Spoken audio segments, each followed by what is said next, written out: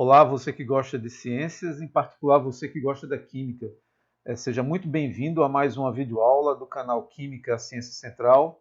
Eu sou João Bosco Paraíso da Silva, professor de Química, e hoje vamos falar por que a fluoração protege os dentes. Bem, quando pensamos em saúde e vemos figuras como essas, imediatamente vem à nossa mente aquilo que selecionamos para a nossa alimentação. Porém, não obstante a grande importância daquilo que escolhemos para a nossa alimentação, igualmente importante é saber como está a situação da saúde do principal instrumento utilizado para processar os alimentos, que são os nossos dentes. Por isso, na videoaula de hoje, vamos falar sobre a química que envolve o esmalte dos dentes, que é a parte do dente que está em contato direto com os alimentos, que reveste os dentes e que é tão importante para a saúde dos mesmos. Vamos falar sobre o equilíbrio químico e a estrutura do material que constitui o esmalte dos dentes.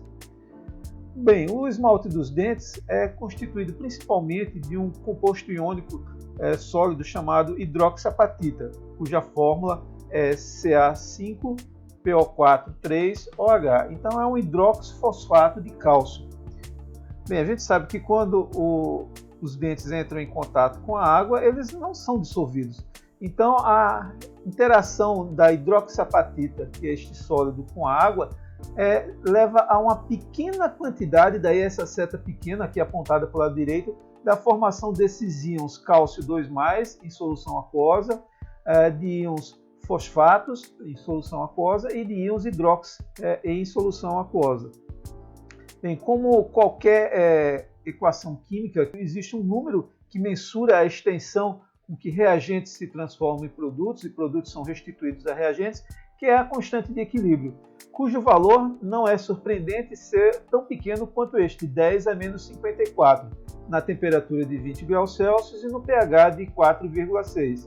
Esses dados aqui eu colhi desta referência, que eu vou colocar também na descrição deste vídeo.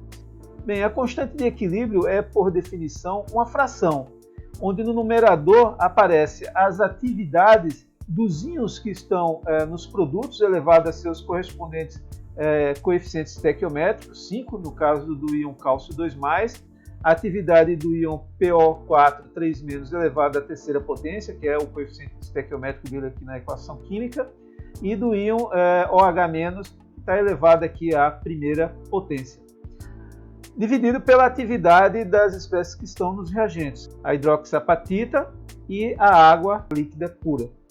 Bem, por definição, a atividade de sólidos puros e líquidos puros vale 1.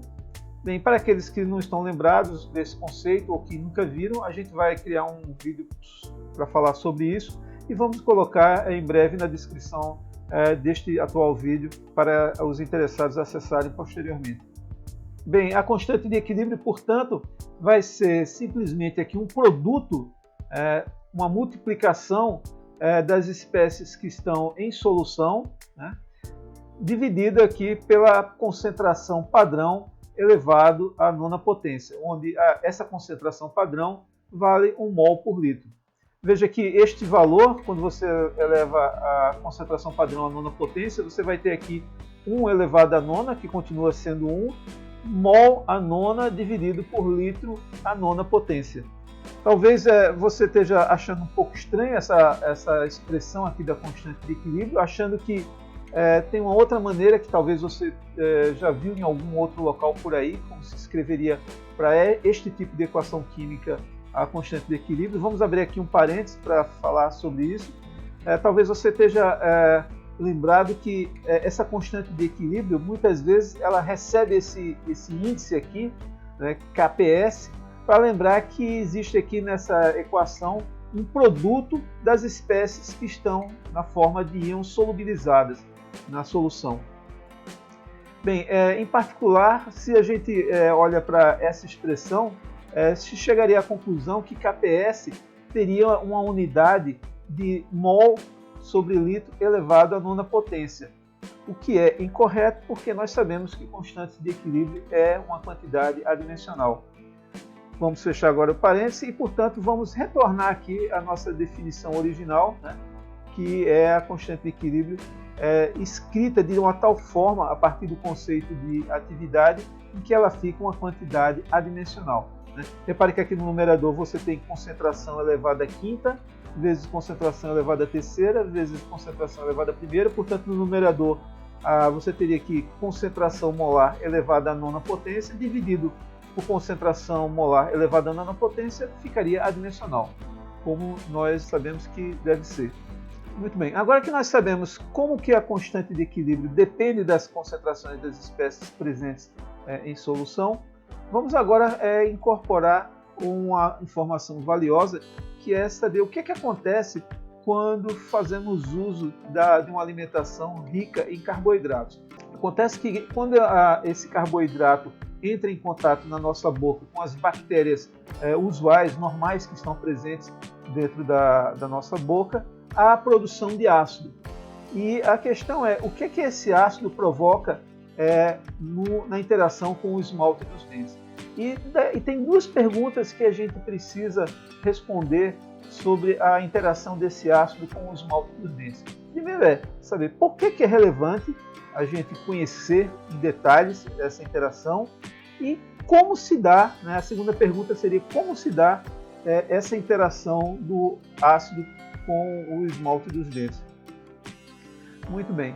Talvez para responder a primeira pergunta, valesse a pena a gente ver aqui uma citação do livro de Sun Tzu, A Arte da Guerra, em que o autor fala: se você não conhece o inimigo nem a si mesmo, irá fracassar em todas as batalhas.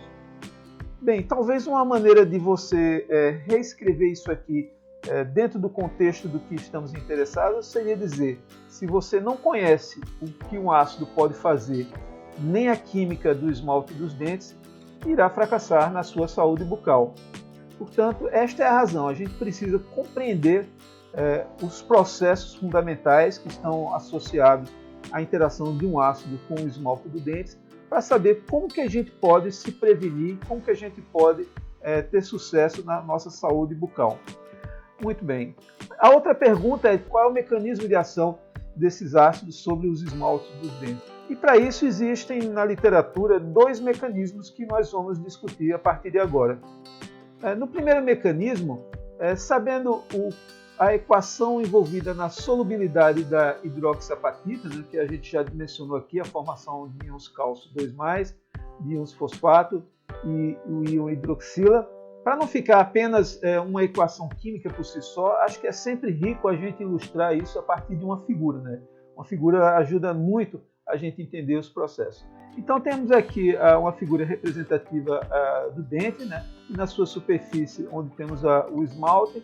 Vamos fazer um zoom aqui para identificar o que acontece na interação da hidroxiapatita sólida com a água na superfície do dente.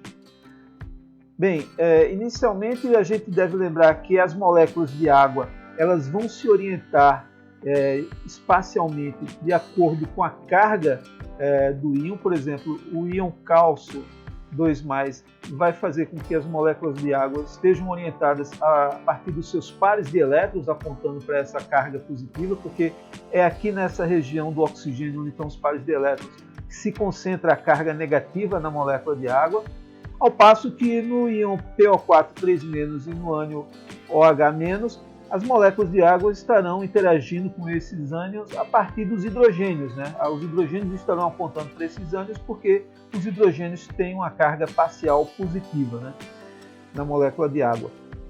Muito bem.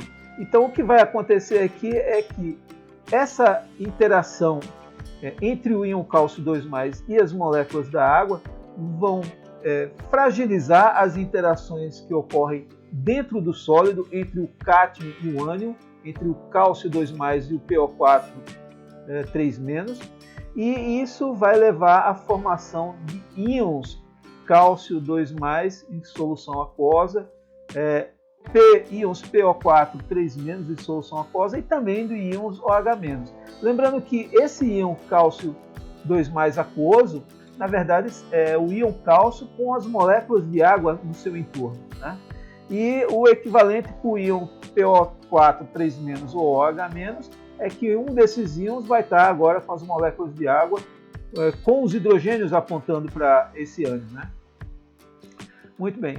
Então agora a gente vai escrever aqui a constante de equilíbrio e repare que vamos chamar aqui a atenção que as quantidades de cálcio 2+, PO4 3- e OH-, que estão presentes no momento em que a reação encontrou o equilíbrio, vamos denominar da concentração com o índice EQ, para lembrar que não é uma concentração qualquer, não é a concentração no início, nem em alguns instantes, mas é somente no instante em que a equação química encontrou o equilíbrio. Então, neste momento, estes os valores que entram aqui nas concentrações desses íons. Muito bem. Agora, vamos introduzir dentro desse cenário a presença do ácido, né? Aquele ácido que surgiu devido à interação das bactérias com os carboidratos, a formação dos ácidos. Esses ácidos H+, representados aqui, naturalmente a gente sabe que o íon H+ vai interagir com o OH- para levar à formação de moléculas de água. E também vai haver a reação contrária, que é a água se autodissociando nos íons OH- e H+. Então, uma vez estabelecido esse equilíbrio aqui, a presença do ácido vai subtrair a quantidade de OH- que estava anteriormente presente. Esta que a gente estava usando aqui dentro da expressão da constante de equilíbrio. Por isso, a gente vai definir agora não uma constante de equilíbrio K, mas vamos falar aqui de um quociente Q das espécies que estão presentes neste novo momento, né? E por isso agora vamos denominar as quantidades de cálcio 2+, PO4 3- e de OH- fora do equilíbrio. E como a quantidade de OH- nesse momento fora do equilíbrio é menor do que a quantidade de OH- no equilíbrio, por quê? Porque parte dele está sendo utilizado para formar água. Então a gente chega à conclusão que o quociente Q ele é menor do que a constante de equilíbrio K. O valor numérico de Q vai ser menor do que K. Muito bem, para que o quociente de reação volte a ser igual à constante de equilíbrio da reação, é necessário aumentar a quantidade das espécies presentes nos produtos, ou seja, cálcio 2+, PO4 3- e de OH-. E como que isso pode acontecer? Isso pode acontecer se houver um deslocamento da reação da esquerda para a direita, ou seja, se a hidroxiapatita sólida se transformar nestes íons. E isso corresponde à chamada desmineralização da hidroxiapatita, o que é naturalmente uma oportunidade para a formação de cáries. Então veja bem, enquanto nesse mecanismo 1 o ácido vai interagir com os íons que estão em solução, no mecanismo 2 o que se propõe é uma interação direta do ácido com a própria hidroxiapatita sólida, levando à formação de íons cálcio 2+, e do diânion hidrogênio fosfato em solução aquosa, além de moléculas de água. Vamos usar novamente uma figura para representar este processo, e aqui vamos usar novamente uma ampliação do que acontece na superfície da hidroxiapatita, e do lado externo, né, a água que está presente em contato com o dente. Nesse caso aqui, o íon cálcio 2+, novamente vai estar interagindo com moléculas de água a partir dos pares de elétrons, e os ânions PO4 3- e OH- vão estar interagindo com o ácido tendo um contato direto com esses ânions na superfície do sólido de hidroxiapatita. Muito bem. Novamente, à medida que esses íons, né, dentro do sólido interagem com essas moléculas e cátions externos, vai haver um enfraquecimento da interação, da ligação entre esses cátions e ânions, essas ligações iônicas vão enfraquecendo, o que vai levar à formação da interação, em particular aqui do ácido, de moléculas de água, né, na interação com OH-, e do diânion hidrogênio fosfato com as moléculas de ácido e PO4 3-. Então o que a gente vai ter aqui é a formação de íon cálcio 2+, o diânion em solução aquosa e água, que é exatamente os produtos da reação. Muito bem. Vamos agora lembrar novamente dos números envolvidos nas constantes de equilíbrio. A gente já sabe que a constante de equilíbrio associada à solubilização da hidroxapatita tem uma constante de equilíbrio baixa, pequena, 10 elevado a menos 57, né? Nessa temperatura e nesse pH. E agora vamos finalmente trazer dentro da nossa temática deste vídeo a importância da fluoração dos dentes. Muito bem, a fluoração dos dentes vem quando íons fluoreto, a gente fala flúor, mas na verdade são íons fluoreto, quando eles interagem com a molécula da hidroxapatita, esse ânion OH-, ele é substituído, ele sai, ele se torna um dos produtos da reação, e esse ânion entra no lugar desse grupo OH-. Né? Então você vai ter aqui a formação de um fluoreto fosfato de cálcio, que é a chamada fluoroapatita. E só para registrar, esses íons fluoretos podem vir a partir de espécies iônicas como fluoreto de sódio ou monofluorofosfato de sódio, o famoso MFP.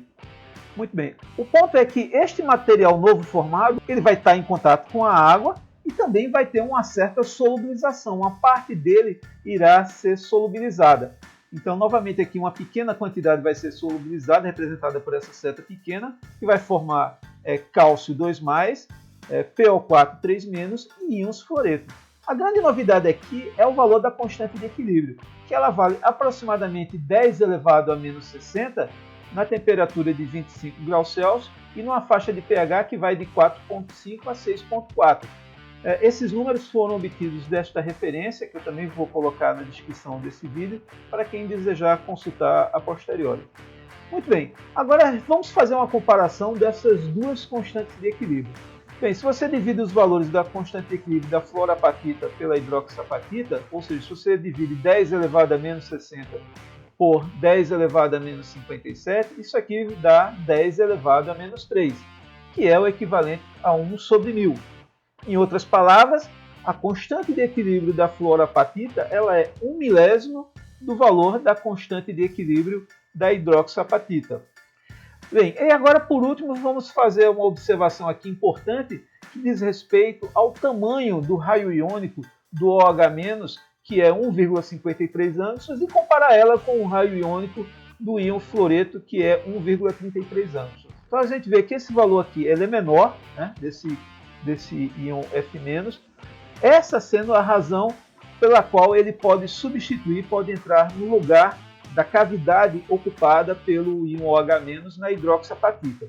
E vamos visualizar isso em termos de estrutura do sólido iônico.